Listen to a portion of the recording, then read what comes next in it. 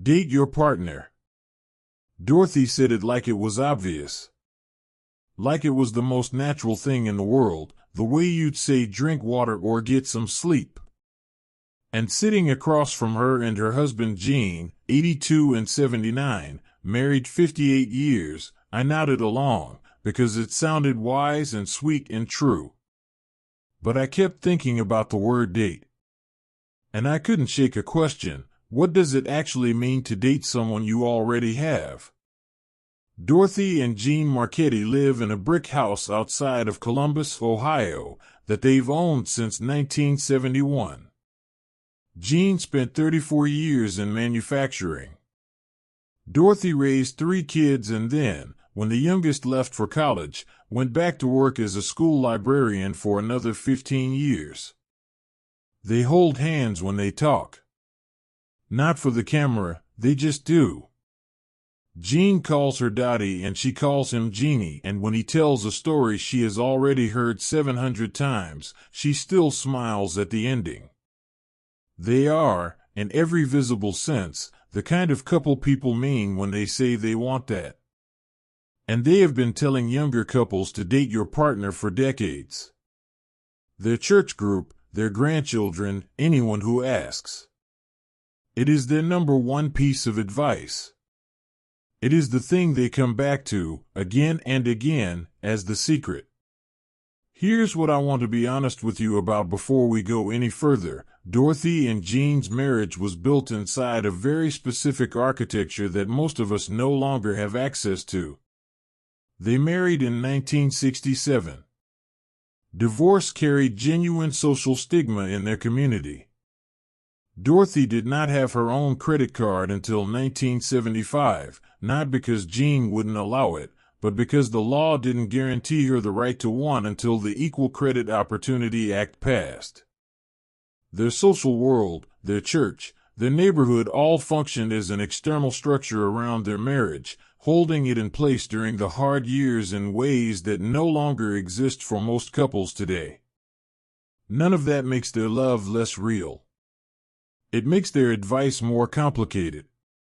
What we're going to do in this video is honor what Dorothy and Gene actually got right, and there is so much they got right, while being precise about why it worked, because the mechanism behind their wisdom matters more than the slogan.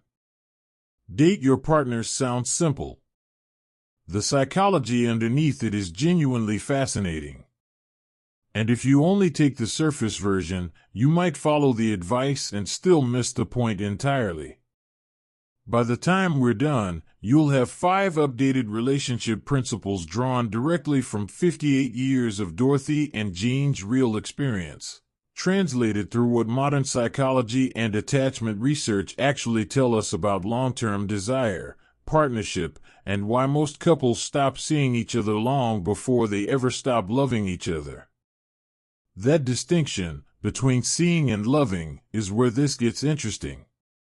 So let's start with the first thing Dorothy said, which sounded like the most obvious relationship advice you've ever heard, until you realize almost nobody actually does it. Dorothy didn't say date your partner and leave it there. When Gene stepped out to get more coffee, she leaned in and got specific. We never stopped being curious about each other, she said. Every Friday night, we'd go out. Didn't have to be fancy. But I'd always think of one thing I genuinely wanted to know about him that week. What was he worried about? What made him laugh? Something. Gene came back and confirmed it without prompting, from the other side of the room, as if he'd heard a question no one had asked aloud. I always tried to learn something new about her. Even after 40 years, she'd still surprise me. What they were describing was a ritual.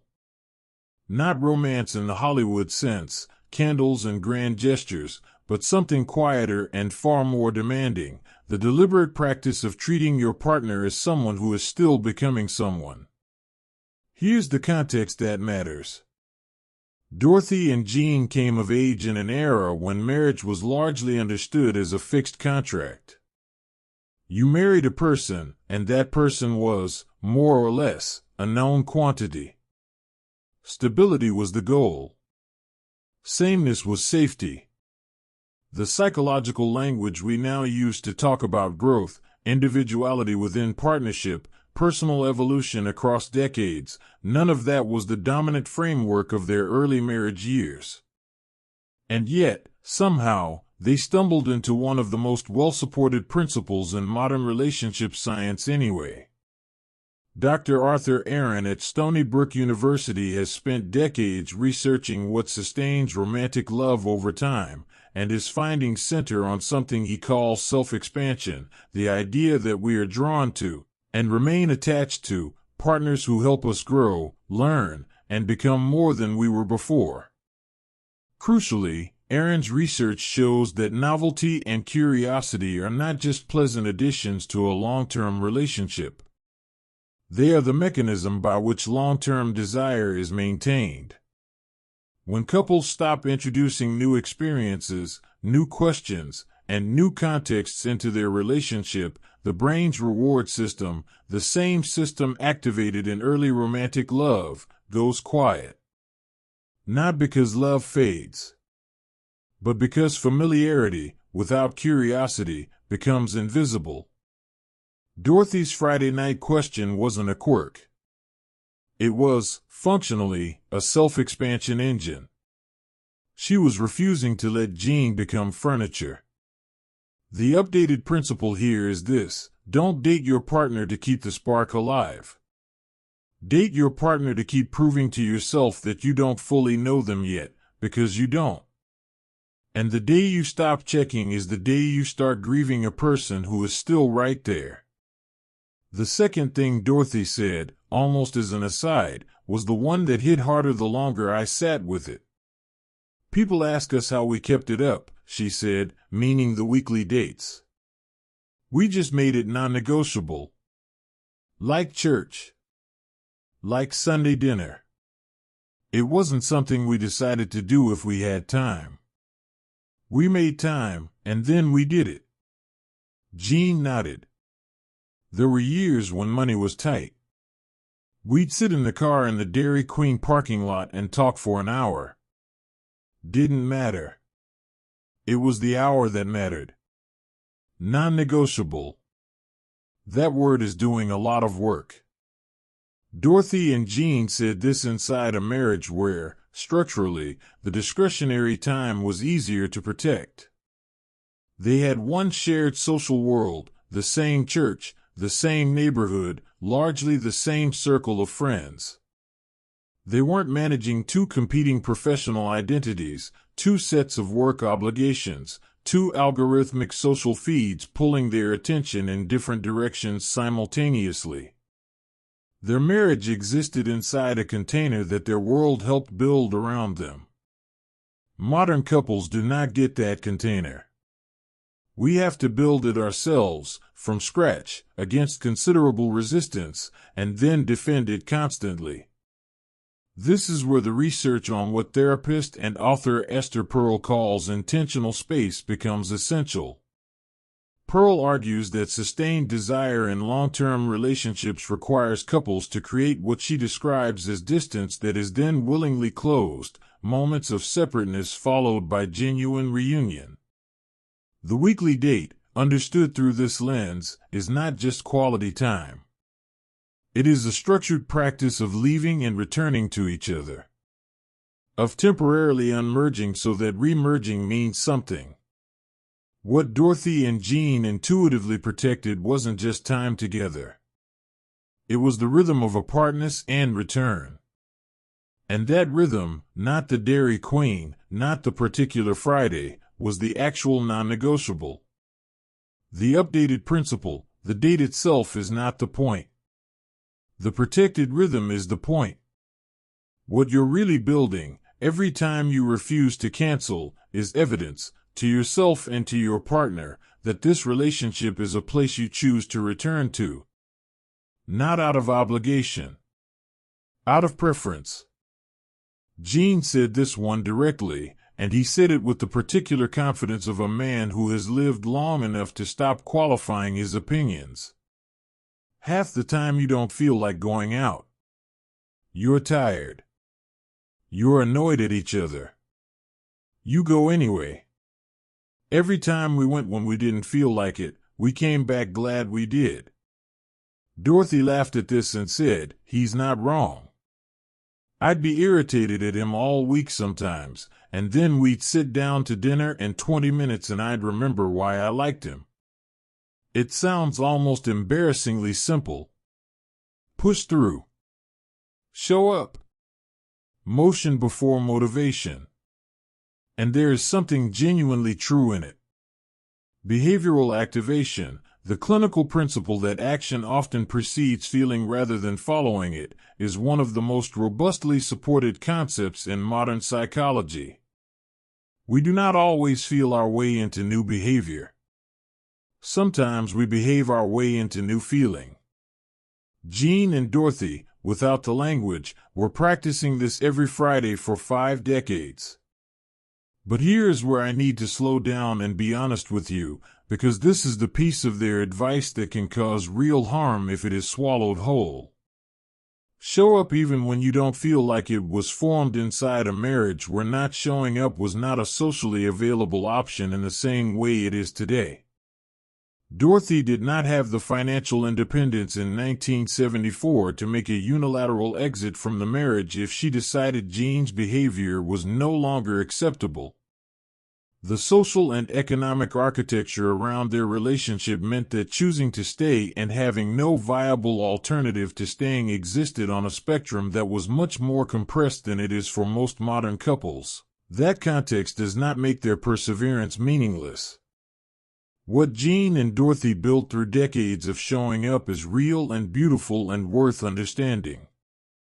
But show up even when you don't feel like it cannot be handed to a person in an unfulfilling or unsafe relationship as universal wisdom, because the original instruction was issued in a world where leaving carried costs that most of us no longer face in the same way, and some people still do.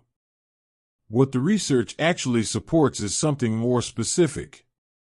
John Gottman's longitudinal work on couples distinguishes between what he calls positive sentiment override, the capacity of happy couples to interpret neutral or even mildly negative partner behavior charitably, and negative sentiment override, where distressed couples do the opposite. Couples who have built enough positive history together can show up when they don't feel like it and have it work, because the emotional bank account has enough in it to make the deposit land. When the account is empty or overdrawn, showing up to a dinner table with unresolved contempt is not behavioral activation. It is postponement. The updated principle, show up, but know what you're showing up to. Perseverance inside a relationship with enough goodwill is how love compounds over time. Perseverance inside a relationship running on resentment is how resentment compounds instead. The question isn't whether to go to dinner. The question is whether you've done the work that makes dinner worth going to. Dorothy was emphatic about this one. When we went out, it was just us. Not friends, not family, not the kids if we could help it. Just us. People would invite us out on a Friday and we'd say no.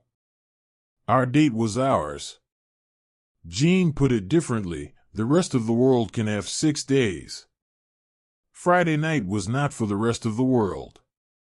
There is something genuinely countercultural in this, even now. Maybe especially now. And the psychological case for protected dyadic time, time that belongs exclusively to the two of you, is strong. Research on what psychologist Harry Rees calls perceived partner responsiveness consistently shows that feeling known, understood, and prioritized by your partner is one of the most powerful predictors of relationship satisfaction. Shared, uninterrupted attention is one of the primary ways that feeling gets built. It's worth naming, though, what Dorothy and Jean's Just the Two of Us was built inside. Their social world had clear, mutually understood external boundaries. Extended family, church community, neighborhood relationships all operated within structures that had defined edges. The encroachment modern couples face is categorically different in kind. It is not a well-meaning mother-in-law asking to join Friday dinner. It is a glowing rectangle in your pocket that contains, simultaneously, your work email, your social comparisons, every argument you could be having, and an infinite feed of other people's curated intimacy. Protecting just the two of you in 1974 required saying no to a phone call or a neighbor's invitation. Protecting it in 2026 requires saying no to a system that has been architecturally designed by some of the most sophisticated behavioral engineers on the planet to prevent you from ever fully arriving anywhere. That is not a small difference. That is a fundamentally different opponent. The updated principle, just the two of you, is no longer a social boundary. It's a technological one. And drawing it requires an active, ongoing decision that Dorothy and Jean never had to make, because the thing trying to get through their door didn't exist yet. Protecting your Friday night now means deciding, repeatedly and against real resistance, that the person across the table deserves more of your attention than anything your phone is promising you. This one came near the end of our conversation, and it came quietly. Jean had been talking about a stretch in the mid-1980s. Their kids were teenagers, money was tight, Dorothy had gone back to work and was exhausted in a way he admitted he didn't fully understand at the time. He paused in the middle of the story and said something that I don't think he'd planned to say. There were a few years there where we were more like roommates than anything else. We were doing the life. We weren't really doing us. Dorothy reached over and put her hand on his arm. And then one Friday night, I don't even remember where we went, I looked at him across the table and I thought, oh, there he is. And I fell back in love with him right there. She said back. As if love were a place you could leave and find your way home to. This is the piece of their story that almost no one talks about when they talk about long marriages, because it complicates the narrative we prefer. We want the 60-year marriage to be proof of uninterrupted devotion. What Dorothy and Jean are actually describing is something far more honest and far more useful, the idea that love in a long-term relationship is not a continuous state but a renewable one. That it can go quiet without dying. That the Friday night across the table is not just maintenance, it is, sometimes, the moment of resurrection. The psychological framework that maps most precisely onto what Dorothy experienced that night comes from Dr. Sue Johnson, the developer of emotionally focused therapy. Johnson's research describes what she calls attachment injuries, moments where a partner fails to show up during a critical emotional moment, and the gradual emotional withdrawal that follows when those injuries accumulate unaddressed. But her work also documents the reverse, the way that consistent, attuned presence, showing up, paying attention, asking the question, protecting the Friday, can slowly rebuild what distance has worn away. Dorothy falling back in love across a dinner table wasn't magic. It was the accumulated result of enough Friday nights that the channel between them stayed open, even when neither of them was using it very loudly. The date didn't save their marriage. The date kept the door from closing all the way. The updated principle, don't be afraid of the roommate season. Every long relationship has one, sometimes more than one. The question is not whether you'll drift. The question is whether you've built enough of a habit of return that you can find your way back. Dorothy and Jean did. The Friday night was how they kept the light on. Here's what strikes me, looking at all five of these together. Every piece of wisdom Dorothy and Jean shared, stay curious, make it non-negotiable, show up, protect the two of you, fall back in love, is really the same instruction wearing 5 different outfits. And the instruction is this: treat your relationship as something that requires active authorship, not passive maintenance. I want to give that a name.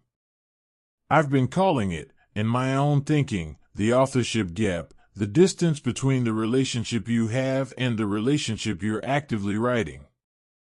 Dorothy and Jean closed that gap every Friday night. Not because they were unusually romantic. Not because they never fought or drifted or went through seasons of roommatehood. But because they had a structural practice, humble, unglamorous, sometimes conducted in a Dairy Queen parking lot, that kept them in the author's seat instead of just living inside a story that was writing itself without them. Most couples today don't lose their relationship to a single catastrophic failure.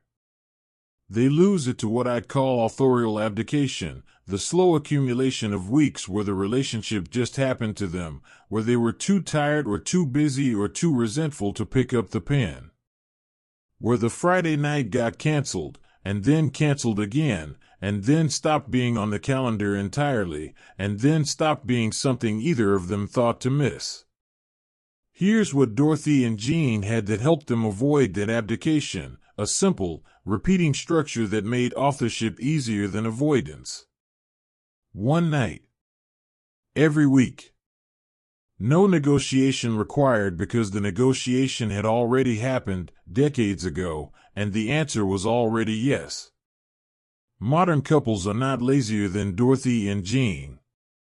They are not less in love, less committed, less capable of depth. They are operating without the external architecture that made authorship easier: the stable community, the shared social world, the absence of 1,000 competing digital claims on their attention. And they are trying to build that structure from scratch, in real time, while exhausted, while being algorithmically encouraged to compare their relationship to everyone else's highlight reel.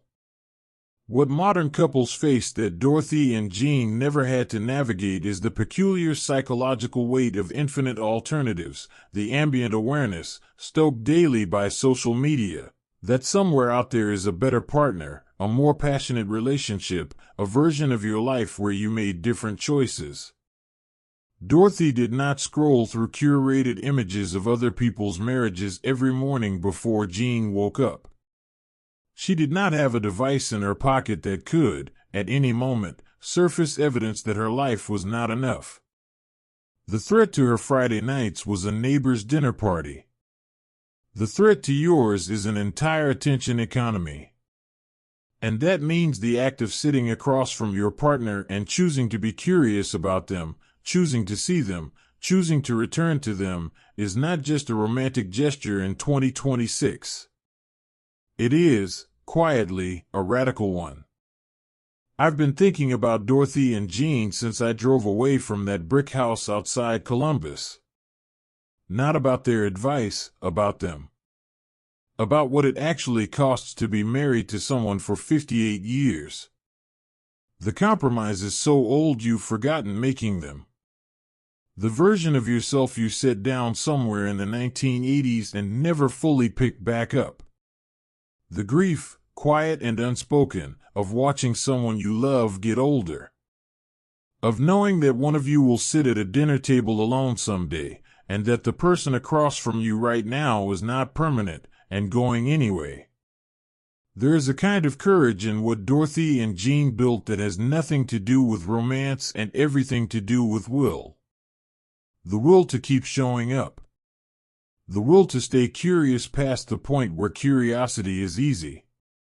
The will to fall back in love with someone who has also seen you at your worst, your most selfish, your most diminished, and to let that be part of the love rather than a threat to it.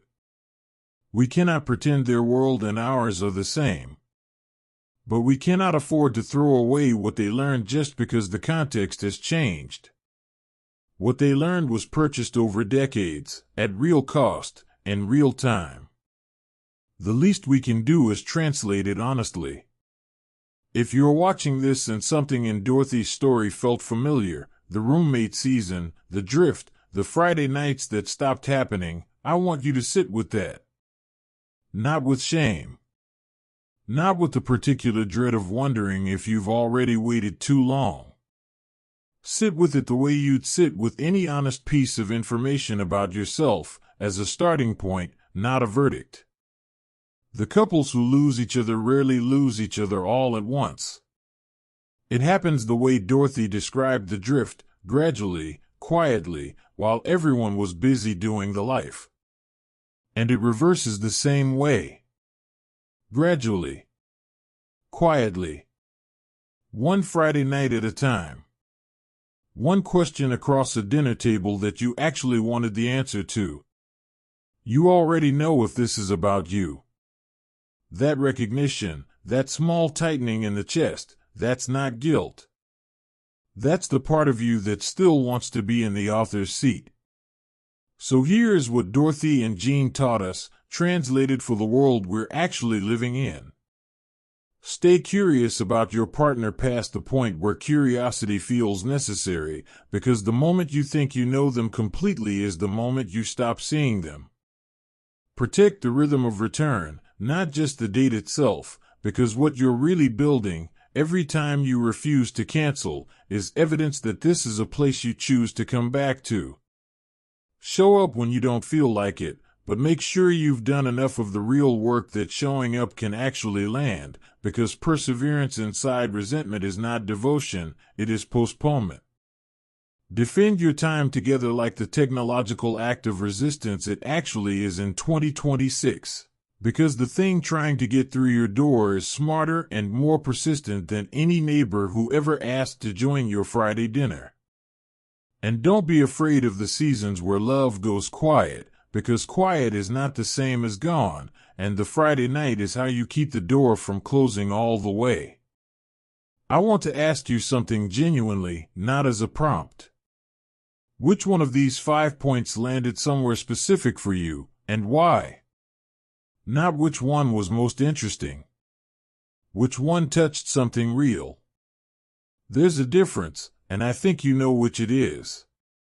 And if you have your own version of Dorothy and Jean, a grandparent, a neighbor, an elder whose marriage taught you something you're still trying to make sense of, I want to hear about them.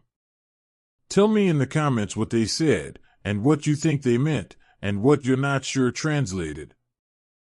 That conversation is exactly what this channel is here for.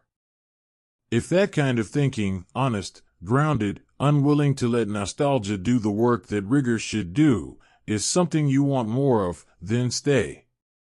There's more coming. We don't need our elders to have lived in our world to have something worth saying about it. We need the patience to hear what they actually learned, and the honesty to carry it forward without pretending the distance between their lives and ours doesn't exist.